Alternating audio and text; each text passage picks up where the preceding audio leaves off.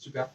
Bonjour à toutes, bonjour à tous. Aujourd'hui, je vais vous parler de freelancing. C'est quelque chose que vous connaissez, qui vous intéresse. On va revenir ensemble sur les trois grandes étapes, la préparation, le lancement et le développement de son activité. Moi, je me suis lancé pendant les études, donc il n'y a vraiment pas de moment idéal pour se lancer en freelance. On peut être étudiant, on peut être chômeur, on peut être retraité, on peut être en poste. Tout commence par une bonne préparation. Donc la préparation, elle est essentielle parce qu'il ne s'agit pas non plus de simplement s'inscrire, d'avoir un numéro SIRET pour pouvoir prospérer. En fait, il y a beaucoup d'autres choses dont on va parler ensemble. Il faut trouver ses premiers clients, il faut développer son image, il faut faire plein de choses. Tout commence par l'administratif quand même. Il faut être parfaitement au courant de toutes les démarches, de tous les organismes. Vous êtes sûrement déjà amis avec l'URSSAF, avec les impôts. Ou pas forcément amis, mais en tout cas, vous devez collaborer. Il y a beaucoup de choses à faire au niveau administratif et il vaut mieux être vraiment prêt à ce niveau-là et pas se retrouver 2 ans après avec des arriérés, avec des problèmes de financement.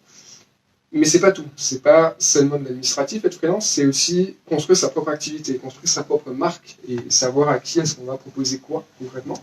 Alors vous pouvez avoir un métier qui est plus ou moins connu du grand public, ou en tout cas de votre cible, comme graphiste, comme rédacteur, mais c'est pas suffisant. Il faut vraiment savoir à qui vous vous adressez, quelle est votre valeur ajoutée.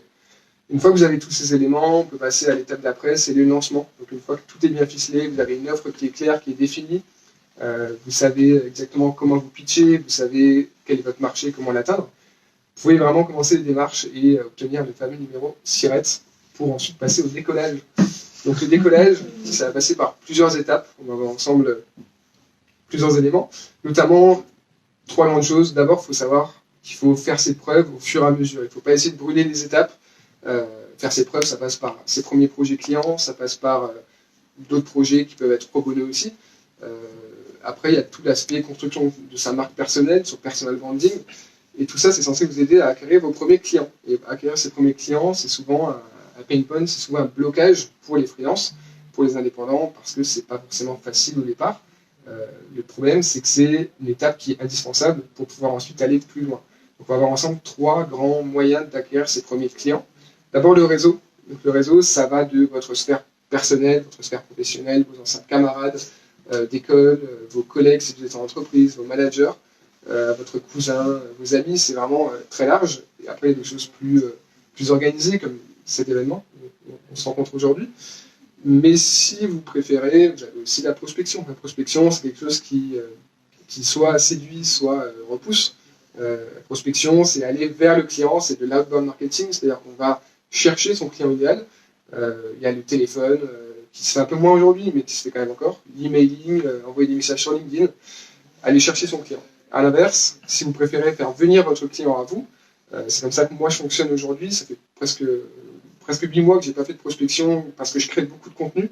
Et c'est vraiment quelque chose qui permet de se démarquer, de créer sa marque personnelle et de se rendre visible, en fait, tout simplement. Et participer à des événements comme je le fais devant vous, comme je parle devant vous, c'est aussi quelque chose qui peut m'apporter de potentiels clients. Et donc il y a vraiment beaucoup de moyens de se mettre en avant et de montrer un peu ce qu'on fait à sa cible. On va passer au développement. Le développement de son activité, c'est essentiel parce qu'il ne faut pas non plus qu'un lancement réussi, ça retombe comme un soufflet et qu'on s'endorme un peu sur ses lauriers. Ça, c'est essentiel d'évoluer. C'est essentiel de changer. Il ne faut pas viser la stabilité pour moi quand on est indépendant. Il ne faut pas se dire, là, aujourd'hui, j'ai une activité qui marche bien et je suis à l'aise dans ce que je fais, donc maintenant, j'arrête tout et je continue à bosser avec les clients actuels. Et c'est très bien comme ça. Il y a la formation qui est vraiment indispensable. Il faut faire évoluer son offre. Il faut vraiment rester à jour des dernières technologies de son marché, de son métier, etc. Et ensuite, on va parler d'ambition. L'ambition, elle est essentielle dans tous les domaines, de la vie personnelle, de la vie sportive, de la vie professionnelle. Mais quand on est indépendant, le problème, qui peut être considéré comme un problème ou non, mais c'est qu'on n'a personne, on n'a pas de super hiérarchique pour nous mettre la pression, pour nous dire quoi faire et pour nous obliger à faire quoi que ce soit. Donc c'est à nous de nous bouger et de viser des objectifs ambitieux et de nous donner les moyens de les atteindre. Et peut-être que si tout se passe bien, un jour, vous serez invité à des conférences, payer des milliers d'euros pour parler devant d'autres personnes en tant qu'expert. Vous pourrez être amené à écrire des livres pour des grandes maisons d'édition. Vous serez amené à partager votre savoir, votre expérience auprès de potentielles personnes qui voudraient faire la même chose que vous. Mais le plus important pour moi, pour finir, c'est qu'il faut construire une activité qui vous ressemble et qui est au service de votre mode de vie idéal. C'est vraiment construire une activité qui sert vos clients et parce qu'au final, ce que vous faites, c'est avant tout pour vos clients. Si en face, il n'y a pas une satisfaction et que ce que vous faites, ça vous satisfait uniquement vous, vous n'irez pas très loin.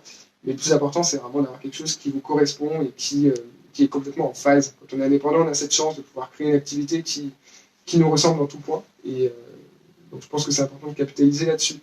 Je vous remercie de m'avoir écouté et je vous souhaite bonne chance.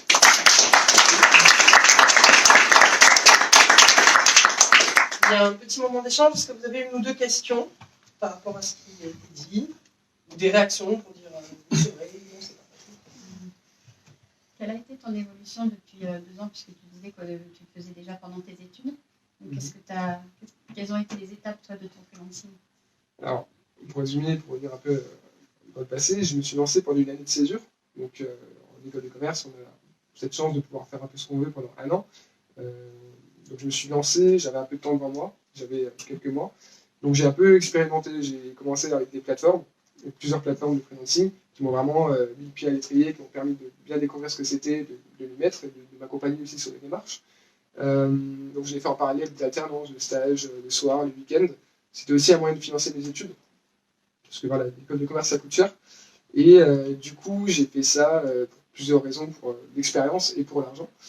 Et au fur et à mesure, je me suis rendu compte que c'était assez intéressant et que je pouvais peut-être en faire quelque chose plus tard. Donc j'ai quand même travaillé ensuite 1 an en alternance l'année dernière à Lille, justement, dans une start-up. Donc c'était intéressant, mais c'est là que je me suis rendu compte que ça n'allait pas me convenir, le monde de l'entreprise, parce que j'ai trop d'idées, j'ai trop de besoin de liberté, et j'ai un peu de mal aussi à me soumettre à une autorité que je ne comprends pas ou que je ne cautionne pas. Et du coup, j'avais envie de me lancer directement après les études. Donc, plutôt que de rejoindre des grands groupes comme la plupart de mes camarades d'école de commerce, j'ai préféré directement poursuivre. J'étais déjà freelance depuis 2 ans quand j'ai fini mes études, donc je me suis dit la transition est toute faite. Donc voilà, et là depuis avril-mai 2019, donc je travaille beaucoup avec des agences au départ et ensuite de plus en plus en direct avec des clients. Donc voilà. Quand tu dis que tu produis du contenu, qu'est-ce que tu fais pour quand tu montrais ça que ça pouvait être un moyen d'attirer les clients, tu parlais de création de contenu. Ouais. Donc c'est vraiment. Alors il y a plusieurs choses. On associe souvent le contenu à l'écrit. Alors c'est pas forcément le cas. Moi c'est mon métier d'écrire, donc forcément je communique beaucoup à l'écrit, mais ça peut être sur un blog, sur LinkedIn. Je publie tous les jours sur LinkedIn et il y a des retombées assez incroyables. LinkedIn a un algorithme de folie en ce moment. Bon, je sais pas quand est-ce que ça va durer. Je publie aussi sur LinkedIn. Tu écris des articles et des posts. Et des vidéos aussi, donc je fais aussi de la vidéo sur YouTube depuis pas très longtemps. Je suis aussi présent sur Instagram, mais bon, je pense que si on n'est pas dans un métier visuel, c'est pas forcément là qu'on trouve sa cible.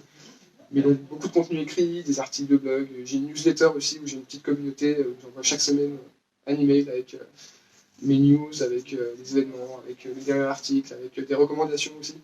Je partage mes ressources, celles qui m'aident à évoluer en tant que freelance, en tant que content marketer et copywriter. Je teste aussi des nouvelles choses, c'est important de tester, je pense, pour voir où est-ce qu'il y a du potentiel, où est-ce qu'il y a sa cible. Et ça génère beaucoup d'interactions avec la communauté freelance, en fait. C'est ça qui est intéressant. Et, voilà, je pense que chacun a un format de contenu qu'il pourrait tester. Si vous êtes plus à l'aise avec l'audio, il y a le podcast. Si vous êtes plus à l'aise avec le visuel, il y a tout ce qui est infographie, tout ce qui est Pinterest, Instagram. Donc, voilà, il y a vraiment beaucoup à faire dans le contenu.